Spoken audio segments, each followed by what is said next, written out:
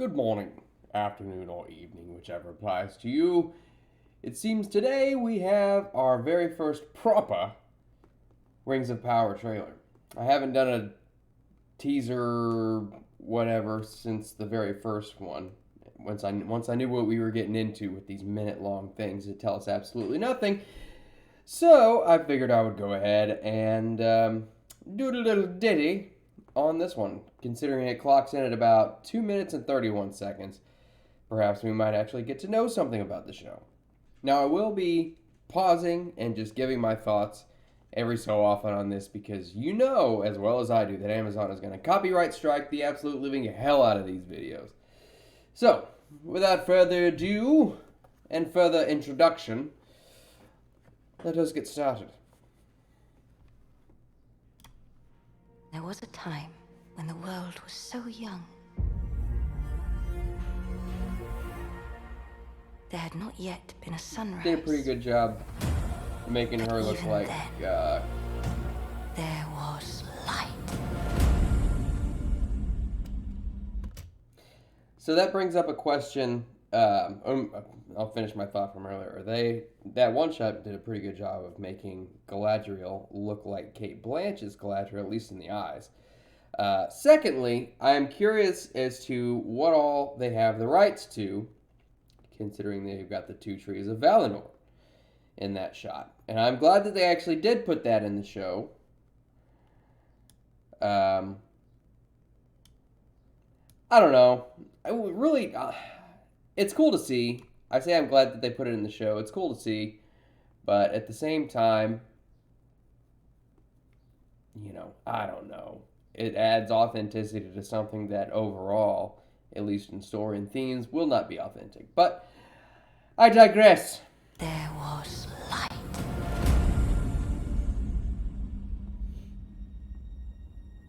Call to me, lands far away. Jackson-esque sweeping panoramas. Dwarfs their minds, mend their fields of grain. But we Harfoots have each other. For I must now wander this wandering day. We're safe.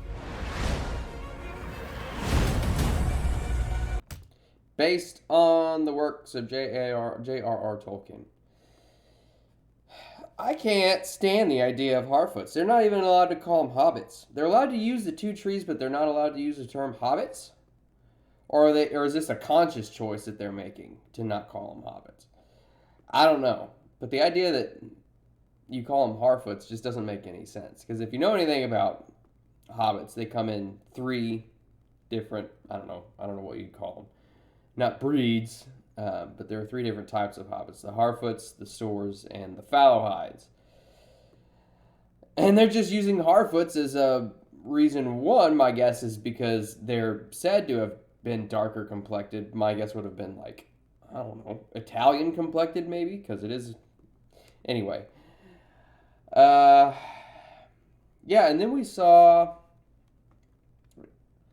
let's see. We've got all these shots here of the Harfoots. I can get one that's in focus. Yeah, they're just really primitive little people who are just dancing around in the forest. They just don't look right. I know they're supposed to be primitive, but wearing like nuts and leaves in their hair, it just, I don't know. It seems inauthentic to me. And I can't zero in on it, but there's the meteor that has nothing to do with anything that Tolkien wrote, that my guess is that a wizard is on, probably Gandalf. Knowing everything else that there have been a number of leaks, which I don't know. I may or may not get into it, but if any of them are true, my guess is that Gandalf will be in the meteor. So we'll see about that.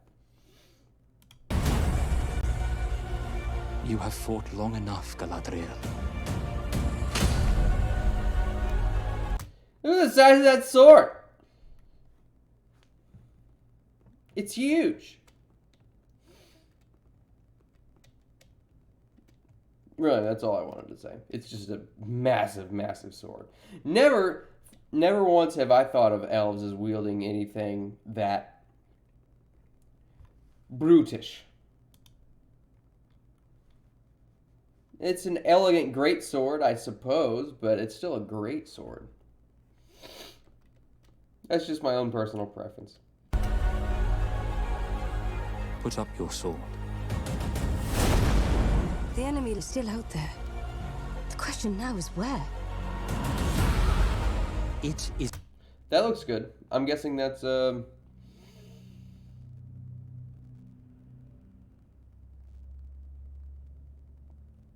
what would that be? I know it's a place. It looks like a place in Numenor for sure. I just don't know what place it would be. Probably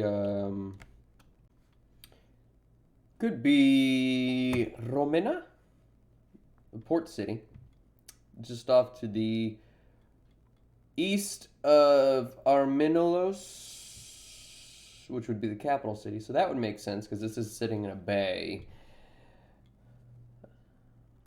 Interesting.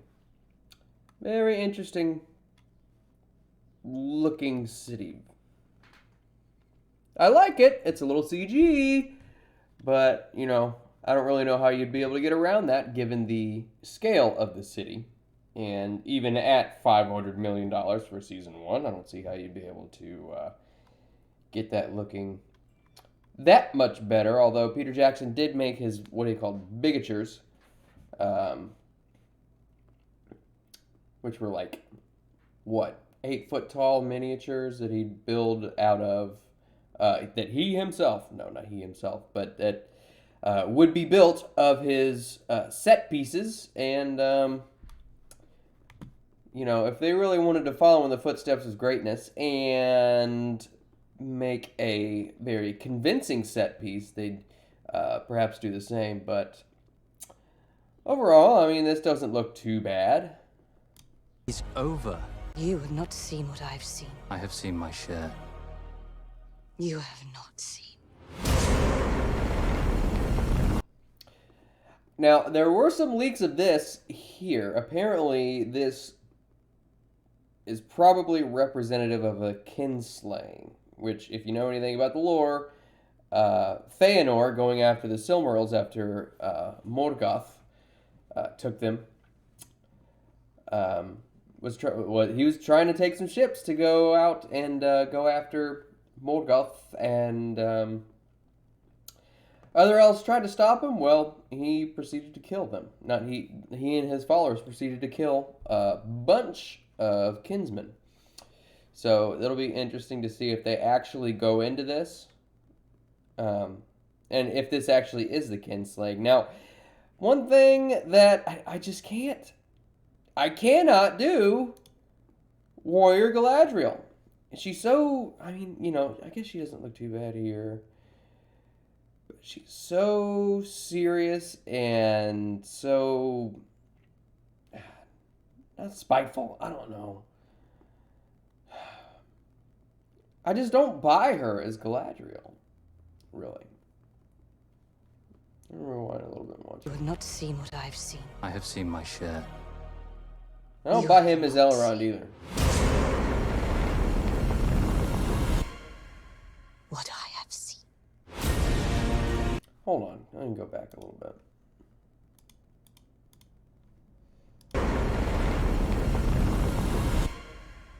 What I have seen.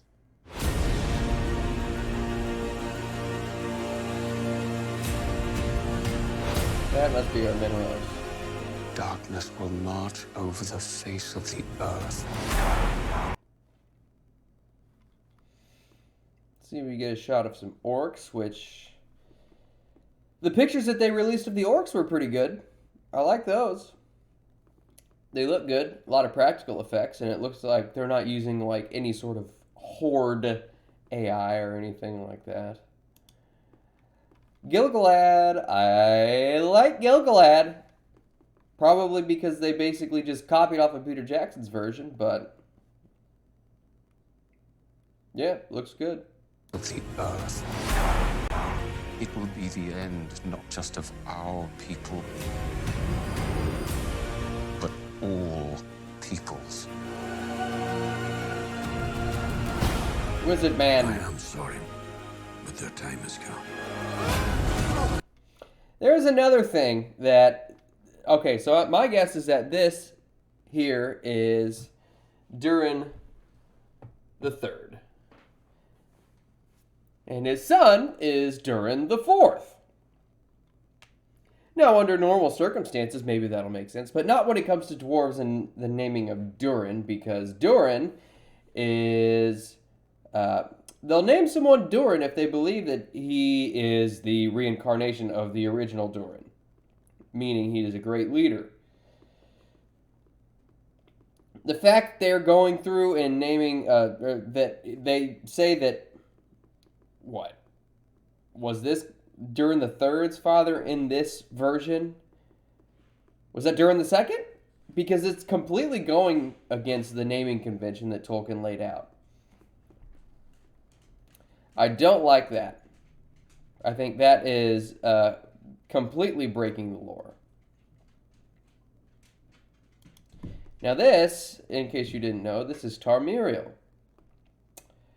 She was Queen of Numenor when Ar-Pharazôn basically forced her to marry him so he could usurp the throne.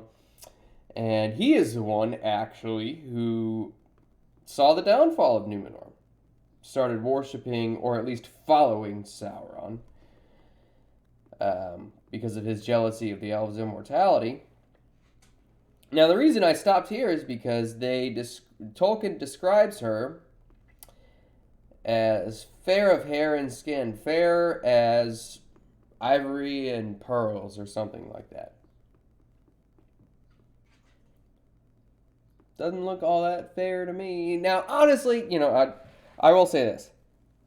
If you saw my other video a while back in regards to the Vanity Fair article, you'll know that I've got a bit of a problem with,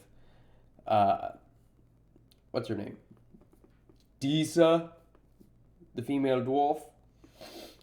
Beardless, number one. But number two, also, darker complected, we'll say. This I don't care as much about, because she's human. She doesn't live underground, and humans are spread out quite a bit. But that's probably just my own human bias, to be honest with you, because I know that present-day humans come in different shades. I don't know. That's just me. This part doesn't really bother me as much, even though it is kind of breaking with what Tolkien wrote in her description, but I don't know. I'm fine with it, I guess. But all peoples. Wizard Man. I am sorry, but their time has come.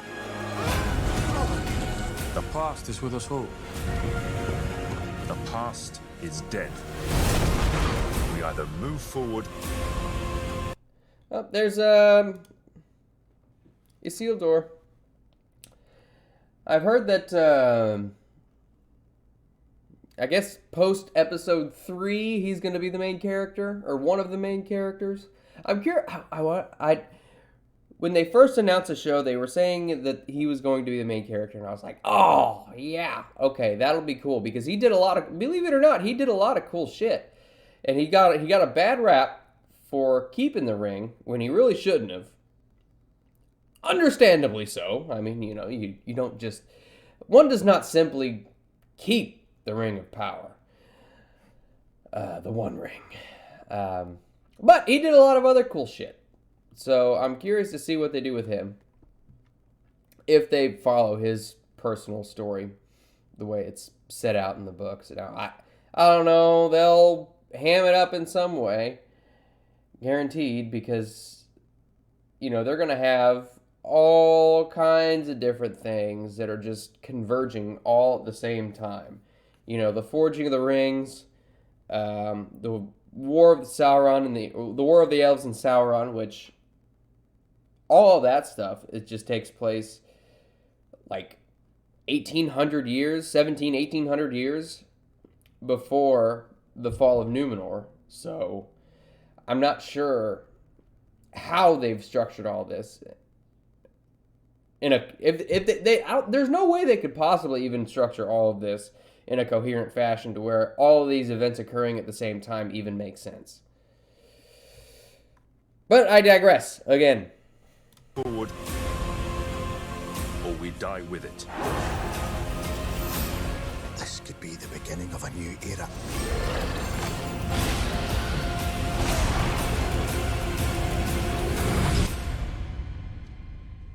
Away I must wander this wandering day.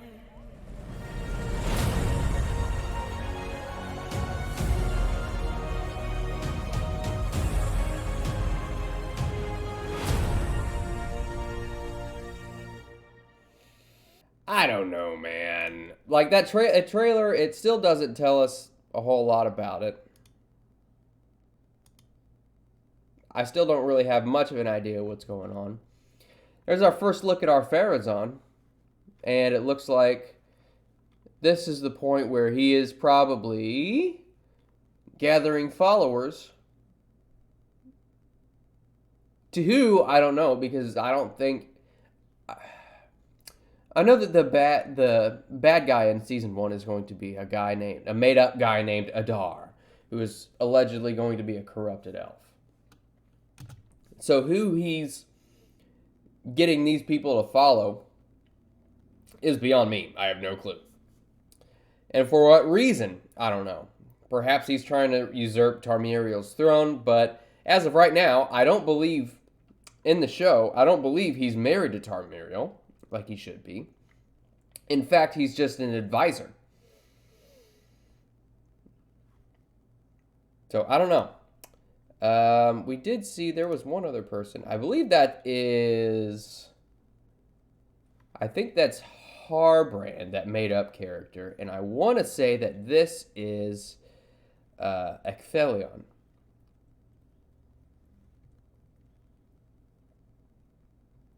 Yeah, I believe so. Because I've seen pictures of him. He's holding the sword with the sun on the hilt, on the pommel. That I believe was disclosed to have been Ecthelion.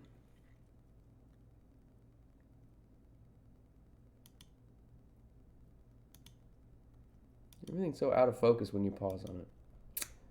Yeah. Probably Harbrand right there. The armor back here does not look good. So I'm curious as to what's going on here, because these are bound to be Numenorians charging into battle with Galadriel. I imagine that's Harbrand.